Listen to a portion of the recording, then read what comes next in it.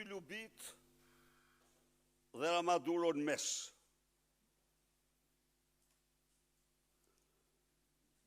Pas skandalit të vjedhjes së 50 milion eurove të takspaguesve shqiptar në tendrin e tunelit të Llogaras nga Ramaduro dhe Lubi Balluku, plas skandali tjetër i vjedhjes së miliona eurove të takspaguesve shqiptar dhe europian me kampusin e Kolegjit Europian në Tiranë dhe me bursat e studentëve të përcaktuara nga Lubi Mogherini dhe Ramaduro, kreu i narkoshtetit të parë dhe të vetëm në Europë. E përbashkëta e këtyre dy skandaleve të përmasave ndërkombëtare është se në të dyja del protagonist kryesor Edi Rama, njëheras kryeministri më i korruptuar i Europës. Me një marrëveshje të fshehtë me qeverinë shqiptare që nuk është publikuar sepse është korruptive, është vendosur të ndërtohet me 17 milion euro të takspaguesve shqiptar kampusi i Kolegjit Bryzh, duke marrë pikërisht për këtë qëllim trullin e parashikuar për ndërtimin e kampusit të studentëve të Universitetit të Tiranës, për të cilin ekzistonte edhe projekti i kampusit. Po kështu, për të vazhduar vjedhjen e parave, Federica Mogherini dhe Ramaduro me vlerësimet e tyre kanë fryrë për interesa korruptive, koston e jetesës për studentët e Kolegjit Europian në Tiranë dhe kanë caktuar si bursë shumën 27.000 euro kundrejt 29.000 euro që është kjo shumë për studentët që studojnë në Belgjik në Kolegjin e Bryzhit. Ndërkohë, që rroga mesatare në Shqipëri është 5 herë më e ulët se rroga mesatare në Mbretërinë e Belgjikës. Përveç këtyre, me një marrëveshje sekrete që në kundërshtim me ligjin nuk u bë publike, nuk u publikua, kur është ndryshuar duket edhe destinacioni i piramidës, e cila me një shumë prej 16 milion euro u rikonstruktuar për të funksionuar si qendre teknologjisë së lartë për të rinjt shqiptar, por sipas njoftimeve të mediave del se ja është dhënë Kolegjit Europian në Tiranë në përdorim apo në pronësi, këtë askush nuk e din. Megjithatë, falë ndërhyrjes së fuqishme të prokurorisë publike europiane dhe Olaf, qëndrimi ligjor ndaj Lubi Ballukut dhe Lubi Mogherinit është i ndryshëm, nuk është i njëjtë.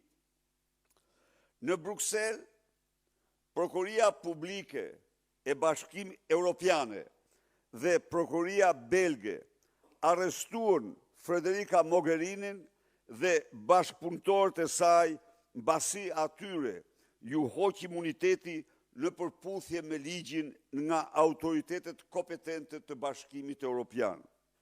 Drejtësia nuk u pengua, kurse në Shqipëri, pas kërcënimit direkt nga Ramaduro, i prokurorit të dosjes Balluku, ai në vend të arrestimit kërkoi pezullimin nga detyra të Lubi Ballukut. Dallimi në këtë skandal thellohet edhe më shumë, sepse në një rast unik në historinë e botës, kryeministri i Shqipërisë shndroi kryeministrinë në zyrën e avokatisë të korruptuarës Balluku për shkak të implikimit të tij direkt si që faktojnë me dhjetra mesaje në dosjen Balluku që ai ka dërguar vetë Lubis dhe Erviz Berberit për tenderin e tunelit të Llogaras.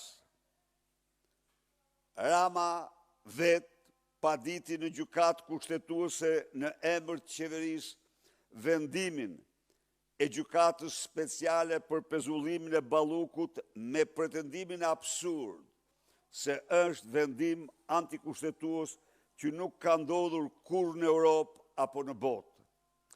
Edi Rama ndërmori këtë akt të pashembull pas kërcënimeve që mori vetë direkt nga Lubia në takimin shtatorsh në kryeministri, në të cilin ajo përmendi urdhrat me mesaje që Rama i kishte dërguar edhe Berberit për të shpallë fitues tendrin e tunelit të Llogaras, për tendrin e tunelit të Llogaras kompaninë turke me ofertë 190 milion euro dhe jo kompaninë me ofertë 140 milion euro, e cila në fakt e ndërtoi tunelin, sepse po me porosi Trams, u zgjodh si nën kontraktore në kundërshtim me ligjin nga kompania fituese e tenderit.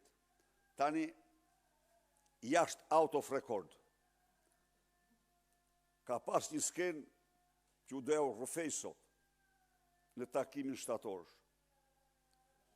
Rama ka thirrë për dëshmitar Uluziu. Tek diskutonin, më fani, po e përfundoj këtë dhe pastaj që të mos e ndërpresim për efektet të qytetarëve.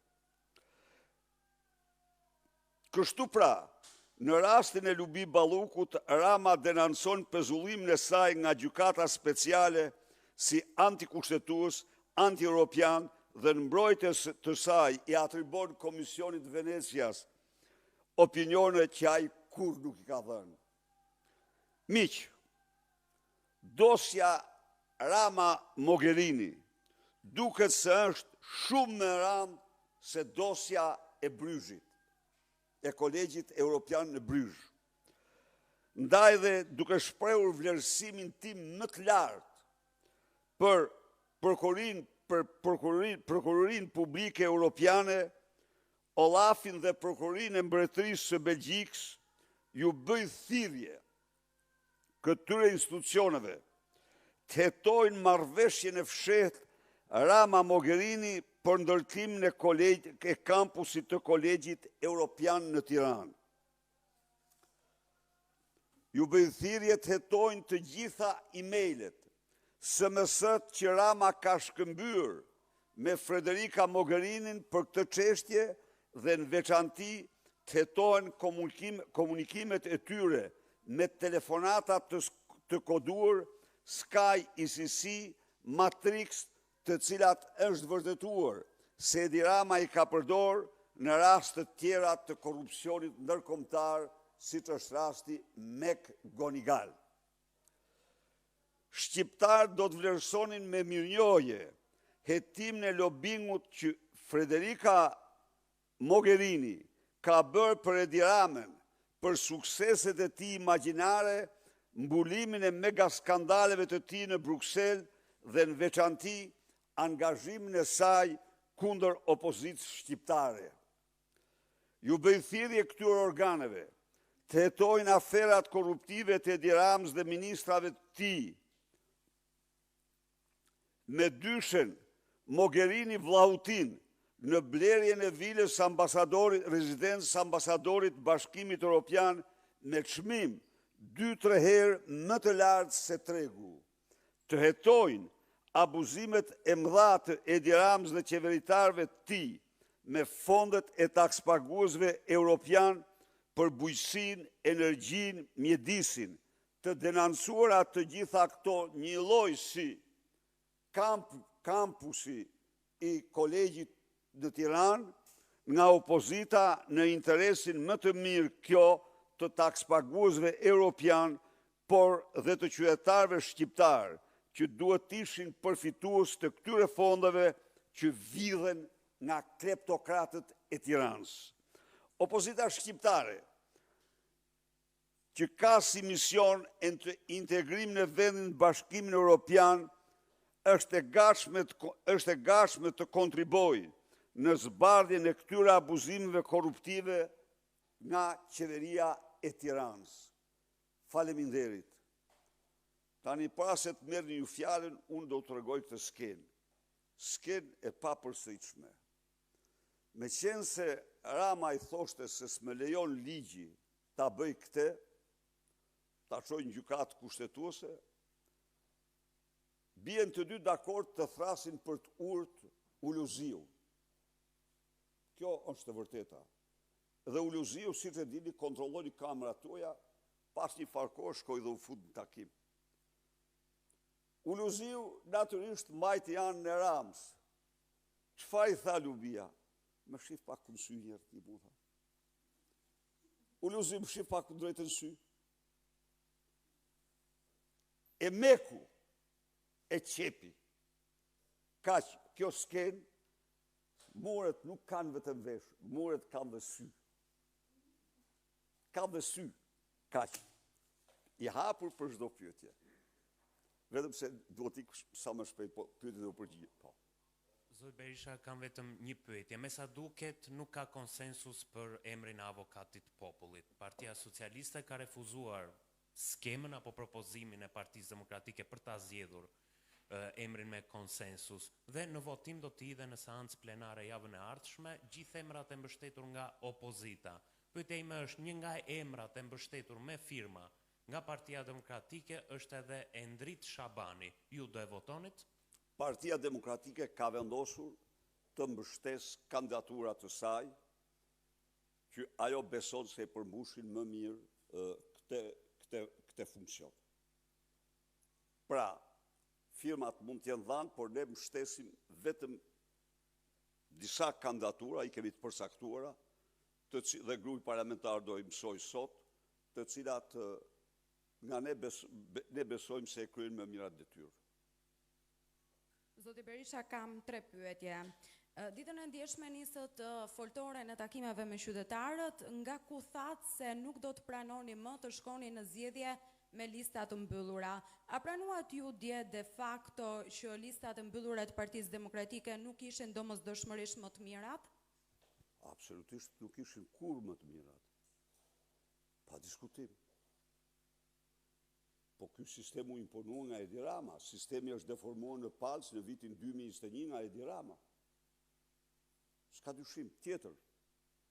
Ditën e sotme, krahas foltores suaj do të nisë edhe një tjetër foltore. Është ajo e Ervin Saliani që do të nisë nga Durrësi takime me demokratët.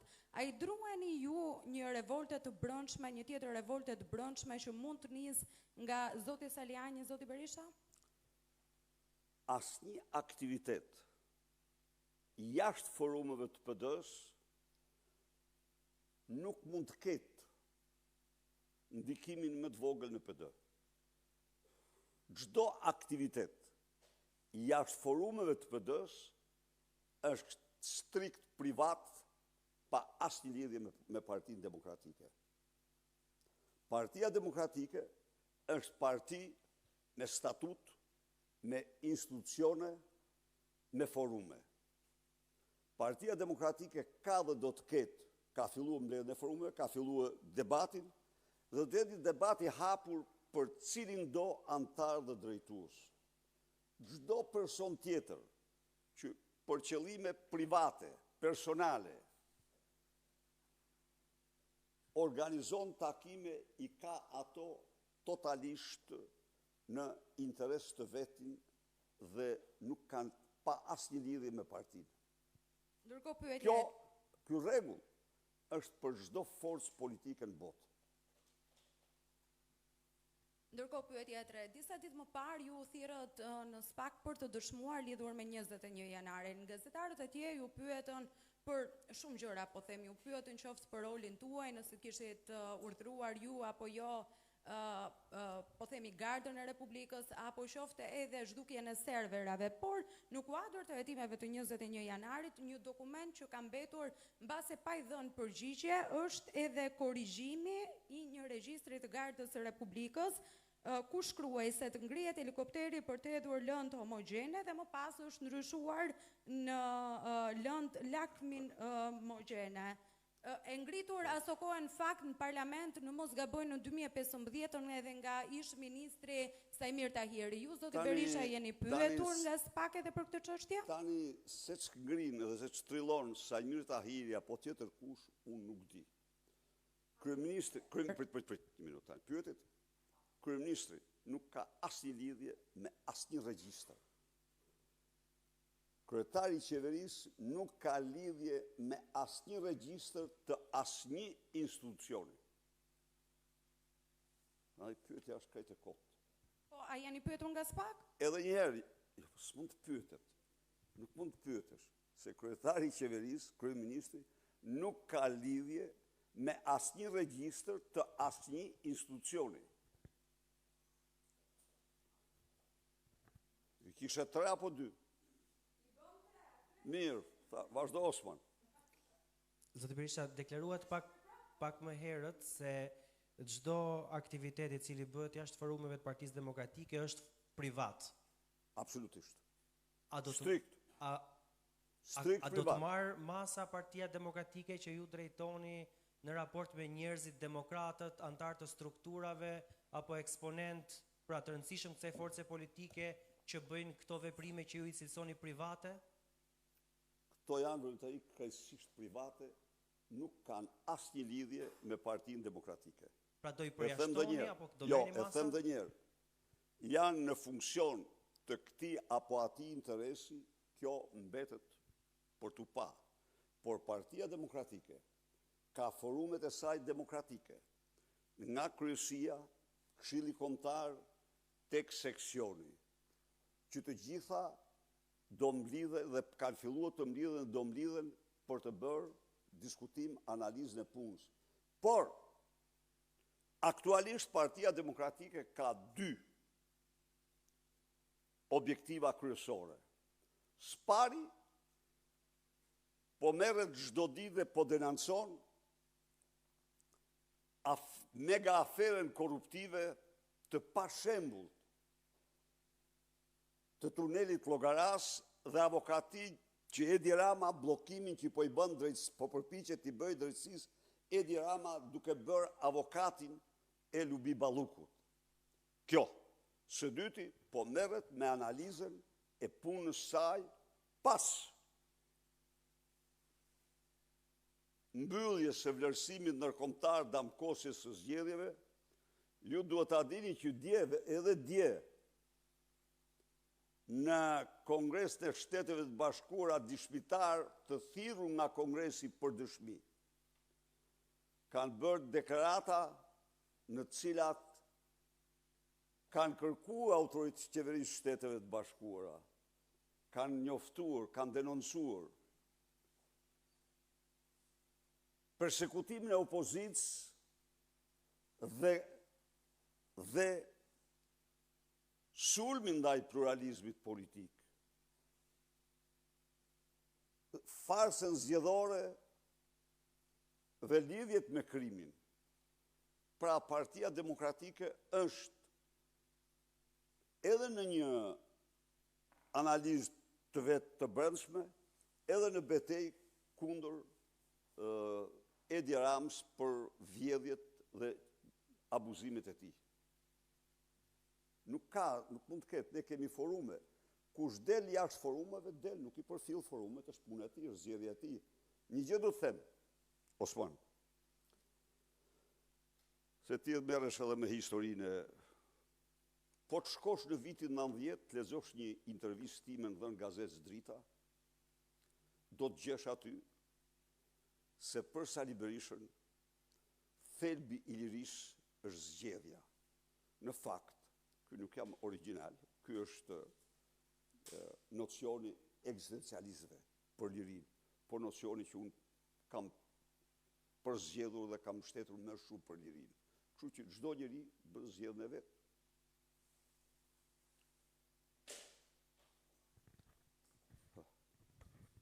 Zoti Berisha, Bekim Bici, Ora News. Duke patur parasysh hetimet ndaj rastit Mogherini, por edhe diskutimet për ndikimin e aktorëve ndërkombëtar apo europian në politikën e brendshme shqiptare, si mendoni dhe a keni një qëndrim lidhur me ndikimet që mund të ketë aktorët europian apo një farformë diplomacia europiane në politikat e brendshme të Shqipërisë apo në proceset e brendshme politike shqiptare? Tani, unë jam njeriu që kam folë me hapur dhe flas me hapur. Spari duhet dalloj një gjë, do të them një gjë këtu. Që këto absolutisht nuk lëkundin kur besimin ton tek Bashkimi Evropian dhe institucionet e tij. Jo. Përkundazi, urroku, ato janë. Ato vepruan. Ata se mbrojtën, i hoqën imunitetit, ish përfaqësues politikës jashtme të Bashkimit Evropian. Nuk shkoi kush në ndonjë gjykat që ta mbroj, siç bën Edi Rama. Por Romana Vlahutin është fare e njohur. Raportet që çonte mirë nga Edi Rama. Është fare e njohur. Imponimi që u bëhet diplomatëve të paraqesin raporte që shoqërosin situatën në Shqipëri. Janë të njohura këto. Po unë kam prandaj kërkova hetimin e këtij lobimi. Se ajo ka lobuar fuqishëm. Por Edi Ramën, a është vetëm ajo? Jo, nuk është vetëm ajo. Mund të ketë dhe tjerë, por përsëri e vërteta vonon, por nuk harron. E vërteta do të dalë. Urdhë, cili është Edi Rama sot? Thirrë, ftohet për të dhënë leksion në liderëve të ri, njeriu më i korruptuar në Europë, i shembull i korrupsionit ndërkombëtar. Në rastin Mogherini, në rastin McGonigal e të tjerë. Tani, imagjinon ti se çfarë do thotë të ftosh një figurë të nxirë të tillë për të dhënë moral liderëve të ri në këto janë, por kjo botë është e hapur. Zoti Berisha, nisë dje turin e foltorëve nga njësia numër 9 në kryeqytet. Si do të jenë këto foltore? Do të jenë intensive, do të jenë të përditshme dhe çfarë pritet me aksionin e Partisë Demokratike në vijim? Të përditshme nuk mund të jenë, por do jenë në të gjithë territorin e Shqipërisë. Jemi në atë situatë që krahas analizë që do bëhet, do ketë dhe foltore në të gjithë territorin e vendit, ku qytetarët të shprehin, demokratët, por dhe qytetarët, të debatojnë, të propozojnë, të kritikojnë, të sugjerojnë ato që mendojnë për këtë situatë. Zoti Berisha, dhe diçka të fundit, ju thatë që çdo gjë që zhvillohet jashtë Partisë Demokratike është nul, nuk ka asnjë vlerë për forcën tuaj. Ju në vitin 2021 kur nisët foltorën tuaj, e bët brenda strukturave apo jashtë strukturave? E bëra brenda strukturave për faktin se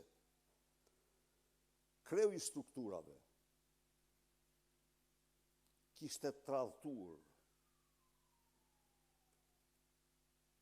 kauzën e mbar demokratëve. E bëra për të shpëtuar Partinë Demokratike nga kontrolli mafioz i Edi Ramës dhe të tjerëve dhe i sorosianëve. E bëra sepse Edi Rama i kishte hapur 2 procese Lulzim Bash Osman, njërin për Toyota Yaris, tjetrin për Nik Muzinin, dhe çonte Angela Gaçin dhe agradonte si donte, njërë kaq, njërë aq jam topo.